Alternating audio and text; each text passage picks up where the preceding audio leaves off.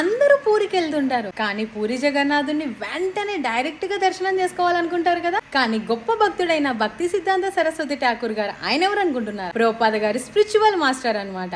ఆయన పూరి జగన్నాథుని ఎలా దర్శించుకున్నారో తెలుసా? తెలుసుకోవాలంటే వెంటనే ఈ వీడియో చూసేయండి. ఈ శ్రీ పురుషోత్త ధామమైన పూరి జగన్నాథ్ క్షేత్రంకి వెళ్ళినప్పుడు ఆయన ఎలా దర్శించుకున్నారంటే గరుడ స్తంభం వెనకల నిల్చొని పూరి జగన్నాథుని దర్శించుకున్నారనమాట. అంటే ఎందుకో తెలుసా? గరుడు ఆయన గొప్ప భక్తుడు అనమాట.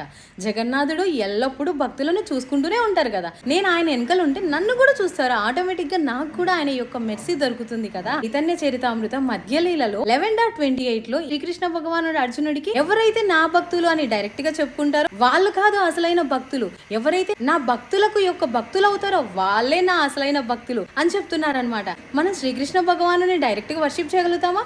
చేయలేం కదా. కాబట్టి ఎవరి ద్వారా మనం శ్రీకృష్ణ భగవాను చేరగలుగుతాం? గురుగారి ద్వారా అన్నమాట. అంటే శ్రీలా ప్రభుపాద గారి ద్వారా అన్నమాట. ఎప్పుడైతే మనం గురుగారికి సేవ చేస్తామో అప్పుడు మనం శ్రీకృష్ణ భగవానుడికి కూడా ఖచ్చితంగా దగ్గర అవుతాం అనమాట. ఎప్పుడైనా సరే మనం గురుగారి ద్వారా మాత్రమే చేరగలుగుతాం అనమాట. గురుగారికి సేవ చేసేయండి, హరినామం ఎల్లప్పుడూ జపిస్తూ ఉండండి. హరే కృష్ణ.